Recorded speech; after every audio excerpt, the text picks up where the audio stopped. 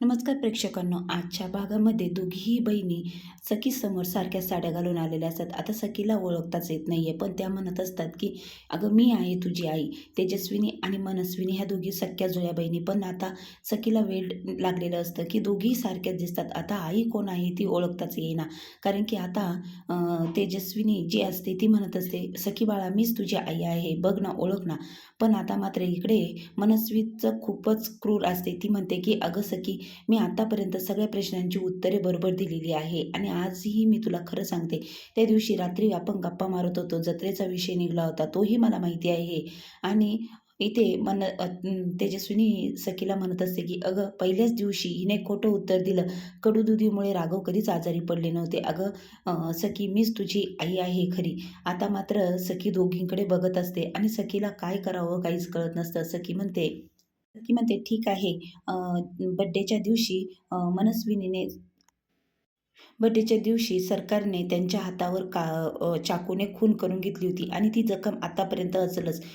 तुम्ही तुमचा दोघीही डावा हात पुढे करा, मला बघू द्या आता ती जखम आहे की नाही. आणि जेव्हा सखी ते तपासते, दोघींचाही डावा हात बघते, पण दोघींच्याही हातावर ती जखम नसते. कारण की आता सखीला खूपच मोठा प्रश्न पडलेला असतो आणि सखी जेव्हा हात बघते तेव्हा ती खूनच नसते. कारण की सखी म्हणते असं कसं होईल आणि इतक्या लवकर ती जखम कशी बरी होईल. दोघींच्याही हातावर ते खुनाचं निशाण नाही आहे. आता मात्र सखी तेजस्विनी म्हणते, अगं सखी ऐक माझं, मीच तुझी आई आहे. आणि इकडे मनस्विनी देखील तेच म्हणत असते. आता इकडे मात्र सरकार जी असते ती सगळ्यांना म्हणत असते की राघव गौतम भाऊजी, कुल्फी सगळ्यांना म्हणत असते, मनू तुम्ही मला ओळखलं नाही का? तुमच्या वहिनीला ओळखलं नाही का? मला सांगा ना. तर इतक्या वर्ष झाली तुम्ही आमच्या दोघींना बघत आहात. पण इकडे आता कान्हा रामाची पालखी घेऊन आलेला असतो. जय सिया राम म्हणत तो घरामध्ये येतो आणि मग कान्हाने आता मोठा प्लॅन केलेला असतो. आता कान्हा सगळेजण पालखी आल्याच्या नंतर कान्हाकडे लक्ष जातं. कान्हा म्हणतो, आता मात्र वाईटावर सत्याचा विजय होणार आहे. आज सत्याचा डंका वाजणार आहे. आज खरं आणि खोट्याचा कोण खरं आणि कोण खोटं याचा डंका वाजल्याशिवाय राहणार नाही. आता मात्र सखी म्हणते, कान्हा मला आज कळतच नाही आहे की कोण तेजस्विनी आणि कोण मनस्विनी. मी या दोघींना ओळखूच शकत नाही आहे आणि मग इकडे मला कळतच नाही की मी आता काय करू. तेव्हा मात्र सखी खूपच अपसेट झालेली असते. तिला दोघींपैकी तेजस्विनी आणि मनस्विनी कोण आहे हे तिला ओळखताच येत नाही. ती कानाची मदत मागत असते. काना म्हणतो, बेबी सरकार काळजी करू नका. आज मात्र कोण मनस्विनी आणि कोण तेजस्विनी, कोण खरं कोण खोटं हे आज याचा उलगडा झाल्याशिवाय राहणार नाही. प्रभू रामचंद्रांच्या मस्तकी तुम्ही चरणी दोघीही पुढे या आणि तुम्ही येथे प्रभू रामचंद्रांचं दर्शन घ्या. आणि मग दोघीही समोर आलेल्या असतात आणि तितक्यात त्या दोघीजणी दर्शन घेत असतात आणि कान्हा जो गुलाल असतो तो गुलाल घेतो आणि त्या दोघींच्याही तोंडावर उधळतो. आणि आता दोघींच्याही तोंडावर गुलाल उधळल्याच्या नंतर मात्र जी खरी तेजस्विनी असते तिला काहीच त्रास होत नाही. पण जी मनस्विनी असते तिच्या डोळ्यात ती गुलाल जातो आणि ती डोळे चोळायला लागते. आणि ती डोळे चोळत असताना सखी तिच्याकडे बारकाईने निरीक्षण करत असते आणि ती डोळे चोळता चोळता ती मोठ्याने ओरडते, युजलेस काय केलंस हे तू.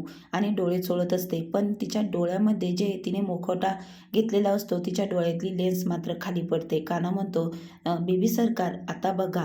आणि मग जेव्हा स्वतः सखी पुढे येते आणि सखी ते बघते, कारण की मनस्विनीच्या डोळ्यामधून जी लेन्स खाली पडलेली असते ती मात्र सखी बघते. सखी म्हणते की ही लेन्स तर तेथे तुमचे डोळे निळे आहे तर. आणि मग मात्र इथे गौतम टाळ्या वाजवायला सुरुवात करतो. कारण की आता ते सगळ्यांना कळालेलं असतं की खरी आता मनस्वीचा चेहरा सगळ्यांसमोर आलेला असतो. तर इथे सखी म्हणते, तुमचे डोळे निळे आहे तर. आणि मग तेव्हा कान्हा म्हणतो की सखीला जास्त काळ मेकअप कधीच टिकत नसतो आणि एक ना एक दिवस तो मेकअप नक्कीच उतरतो. कारण की आज यांचा जसा मेकअप मुखवटा उतरलेला आहे ना तसंच. आता मात्र सखी म्हणते की तुमच्यासमोर सगळं खरं आलेलं आहे. आता सखीला कान्हा म्हणतो की आता मात्र खरा चेहरा आलेला आहे. मनस्विनी आणि उर्फ सरकार, तुमचा खेळ संपला आहे. आणि मग आता सखी म्हणते की तुम्ही मनस्विनी आहात हे सिद्ध झालेलं आहे. आता मात्र इथे सरकारला खूपच राग आलेला असतो. कारण की तेव्हा मनस्विनी सखीला म्हणत असते की अगं ऐक ना जरा. पण आता मात्र तेजस्विनी जेव्हा पुढे येते आणि मनस्विनीच्या फाटफाट गालामध्ये वाजवते आणि म्हणते की किती खोटं बोलणार आहेस अगं, का असं करत आहे. आणि तेव्हा तेजस्विनी म्हणते ही जी तुला मी मारलं ना, ही माझं बालपण हिरावून घेतलंस आणि तुला बालपण हिरावलंस, माझ्या मुलीपासून मला लांब केलंस आणि माझं कुंकू पुसलं. असं करून सगळ्या याची फेड आता इथे तेजस्विनी मनस्वीकडून करून घेत असते. तिला सांगत असते, एक एक शब्दाचा हिसाब तिच्याकडून चुकता करत असते आणि तिला इतक्या फाटफाट थोबाडात मारलेल्या असतात आणि तिला सांगत असते, माझ्या चांगल्या हसत्या-खेळत्या कुटुंबाला तू कलंक लावला, त्यांच्यावर सत्ता गाजवली. या घरामध्ये माझा अधिकार होता. या प्रत्येक वस्तूवर माझा अधिकार होता. त्यावर तू तुझा अधिकार गाजवलात. मजेत राहिले, पण मला वनवास दिला आणि 10 वर्ष तू मला वनवास दिला आणि या घरावर ऐश केली, मजा केली. हे सगळं त्यासाठी आणि माझ्या मुलीचं बालपण हिरावलं. माझ्या मुलीपासून मला लांब राहावं लागलं. हे या सगळ्या ज्या चुका केल्या आहे ना, त्या चुकांसाठी हे तुला शिक्षा आहे. आता मात्र इथे तेजस्विनीने मनस्वीला खूप मारलेलं असतं आणि मारता तिला तिच्या थोबाडात मारून ती देवाच्या पुढे पडलेली असते. आता मात्र तू आता बघ ना मनस्विनी, देवाच्या पायाशी आहे. तरीही मला वाटलं 4 दिवस जे प्रश्न तुला विचारतील, एक दिवस तरी तू पुढे येशील आणि खरं सगळ्यांना सांगून टाकशील असं मला वाटत होतं. आपल्या या रक्ताच्या नात्याचा सुद्धा तू अपमान केला आहे आणि सगळ्या नात्यांचा अपमान करत आली आहेस. स्वतःच्या उज्ज्वल भविष्यासाठी तू हे सगळं खटारोप करीत आलेली आहे. हे सगळं चुकीचं वागत आलेली आहेस. असं जेव्हा तेजस्विनी मनस्वीला म्हणते आणि तिच्या तोंडामध्ये सटसट वाजवते आणि ती पालखीच्या रामांच्या चरणी आता ती पडलेली असते. आता ती तेजस्विनी म्हणते, कान्हा तू आत्तापर्यंत खूप काही काम केलंस. अजून एक काम माझं करशील का? आत्ताच्या आत्ता या बाईला इथून हकलव, पोलिसांना बोलव, या बाईला पोलिसांच्या ताब्यात देऊया. हीच तिची लायकी आहे आणि मात्र हिला आता या घरात ठेवता कामा नये. मला वाटलं होतं ही सुधारेल. एक बहीण म्हणून तिला खूप चान्स दिले, खूप सुधारण्याची संधी दिली, पण ती नाही सुधरू शकली. तिने जे पाप केलं आहे ना, ते माफी लायक नाही आहे.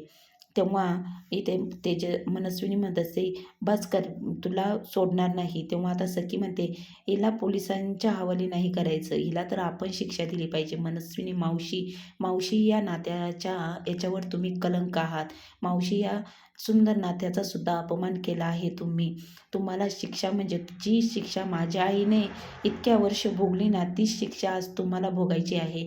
ज्या संपत्तीवर, ज्या घरावर, ज्या सगळ्या माणसांवर माझ्या आईचा हक्क होता, जेन्युइनली ती या घराची मालकीण होती, पण या सगळ्यावर तुम्ही तुमची सत्ता गाजवली आणि तिला इतक्या वर्ष लांब ठेवलं.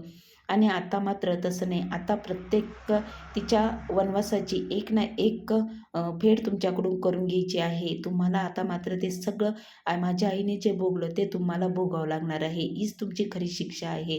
आणि मनस्विनी मावशी म्हणण्याची सुद्धा लाज वाटते तुम्हाला, कारण की तुम्ही मावशी आहात, पण इतक्या दिवस या घरामध्ये माझी आई म्हणून वावरत राहिलात. त्या आई या शब्दाचा अपमान केला, या मावशी या शब्दाचा अपमान केला. या सगळ्या गोष्टींसाठी तुम्हाला कुणीच माफ करणार नाही. आता मात्र जी शिक्षा, जो वनवास आईने भोगला आहे, तो वनवास तुम्हाला आता भोगावाच लागेल. माझं बालपण हिरावलं, माझ्या ज्या स्वप्न होते, माझं बालपणीचं स्वप्न, माझ्या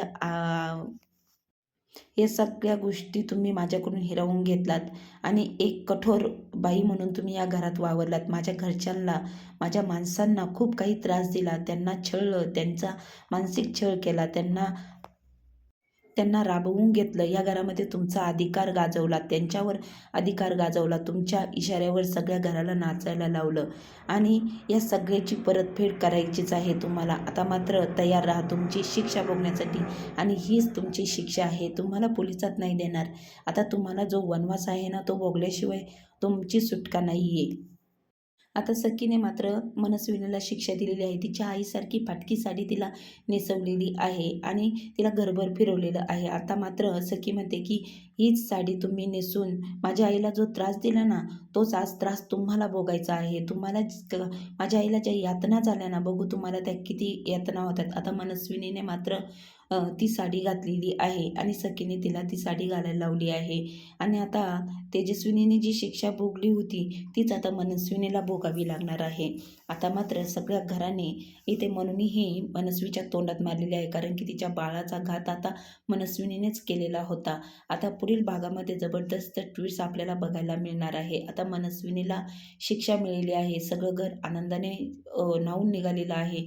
आता मनस्विनी मात्र काय करेल पुढील भागात आपल्याला समजेलच. पाहायला विसरू नका. मनस्विनीला घराच्या बाहेर काढलेलं आहे. आता तेजस्विनी म्हणते, परत या घरात तुझं हे अपशकुनी पाऊल आता टाकायचं नाही. पण मनस्वी रागाच्या भरात काहीही करू शकते.